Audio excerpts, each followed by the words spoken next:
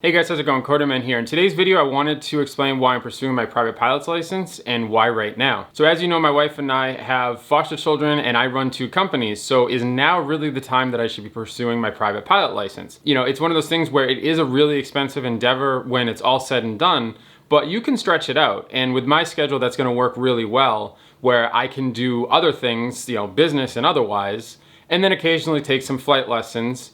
And then I'll go into more detail in a minute, but I have a sim rig over here that I've modified to flying.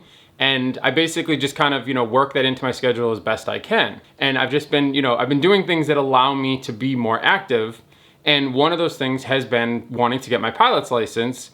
But quite honestly, it does take a lot out of you. Even in a 2-hour session, you could be so tired that you just want to nap. Now, there is no video other than me landing. Simply because I didn't know what the rules were, and I also don't want to be that guy that's like, hey, I want to learn how to fly and I want to put a GoPro on the plane.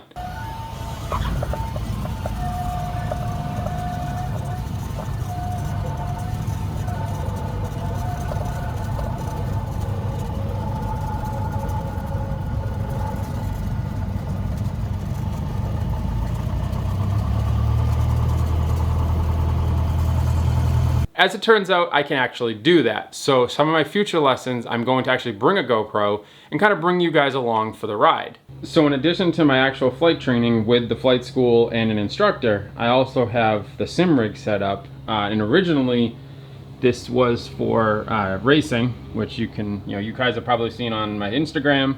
But I'm more into flight simulators right now because I'm trying to improve my, my flight proficiency. And quite honestly, save a little bit of money on maximizing my actual in-person sessions. But here I have Microsoft Flight Simulator 2020 on the triples. I'm still running the 2070, so especially when I'm doing like capture and stuff, it doesn't work all that well. Hardware-wise, I have the Honeycomb Yoke. I have a Logitech throttle control, and then down here I have the MKIV low-profile T rudders. What I love about these is you can see how small they are, and it allows me to have them inside of the sim racing rig, because believe it or not, to go back to racing, which I still do occasionally, I just have to take out a couple bolts, and then this whole assembly comes right out, and then obviously put on a wheel, and I'm good to go for racing. So here we are at my home airport in the sim rig. And what I love about this is it's modeled pretty well after the actual airport. Seeing as I've been there, I can kind of compare, different elements of it. And I'm inside of a Cessna 170, which is the trainer that I'm using at the flight school. This has all analog display. Mine at the flight school actually has a couple of digital displays you can actually change it, but it's mostly for your artificial horizon, your airspeed, and your altimeter, and then you also have your compass heading on the bottom part. Kilo Foxtrot India Tango Traffic Cessna Alpha Sierra X-Ray Golf Sierra taking off runway tray 2 left touch and go.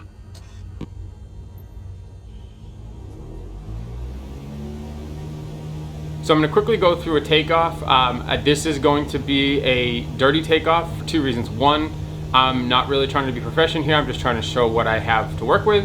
And 2, I'm not super good at the rudder control just yet, so I'm kind of all over the center line in real life as well as in the sim, so I guess it's consistent, and of course I'll get better at it.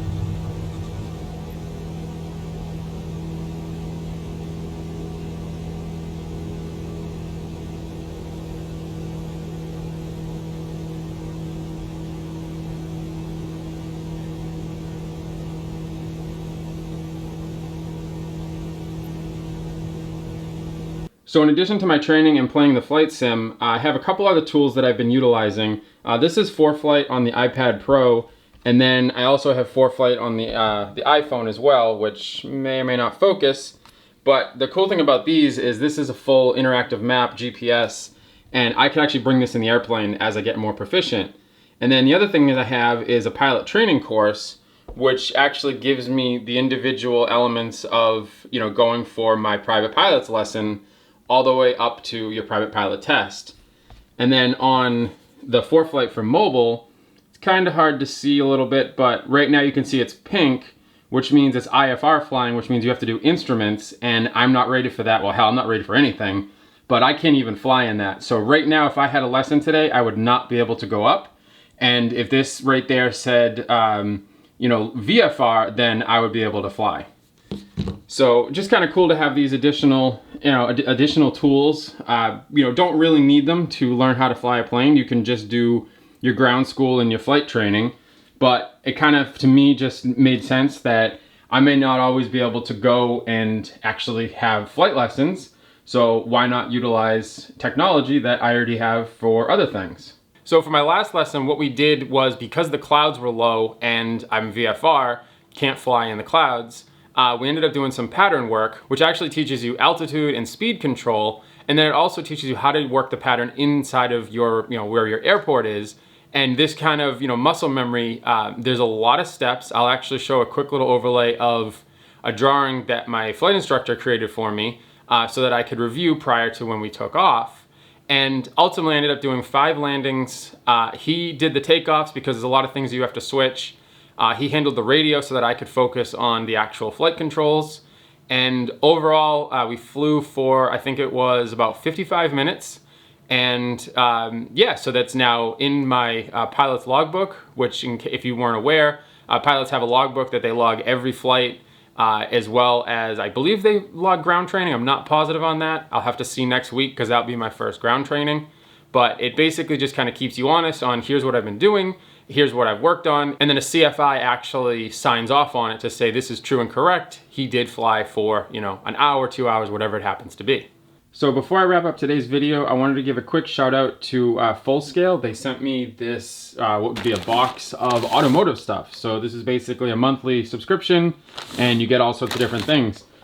Full disclosure, they sent this to me for me to review. I'm not getting paid, but obviously they did, send me this stuff. So let's go ahead and take a look at what we have. So this month, first thing is Mr. Pink from Chemical Guys, which is awesome because I use that on the GT4.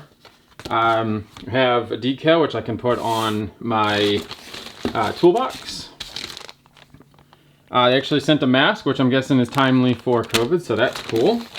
Alright, let's see what else we have. Some Jay Leno's Garage Quick Detailer. I haven't used this before, so we'll see how that goes. And some cleaning wipes for lenses and screens, which is awesome for touchscreens in your car. And last but not least, a couple of microfiber towels, which is awesome because you can never have too many of these. And then last but not least, a Full Scale t-shirt, which is awesome. And as a side note, it's canvas, which makes the best t-shirts. Ask me how I know. I've had t-shirts printed and those are the best. So thanks to the guys for sending this to me, and hopefully you guys enjoyed this video. Like I said, this is my first flight lesson. I did a discovery flight prior. And yeah, I really enjoyed everything about it. And as you can tell from the video, I got some wire management and stuff to do, but we got the rig all set up and ready to continue my training and then ultimately get my private pilot's license. Well, that completes my first full lesson. We had some cloud issues, so we did touch and goes, landings and takeoffs, and flying the pattern around the airport. All told, I'm so tired right now. All told, I'd say I did pretty well. Had a couple of, some altitude issues in regards to like staying at the correct altitude. All of the steps that are required to go from the downwind to base, there's a lot in a real fast amount of time that I tripped up a couple times. But my instructor's been amazing, and he, worked with me on letting me do this stuff and fail a little bit. Landings were a little rough. Needed him to help me with a couple of things, and definitely learned. I did 5 landings, and I think all told, it was a great experience. I'm really excited to continue this, and believe it or not, my the first flight I got incredibly airsick rather.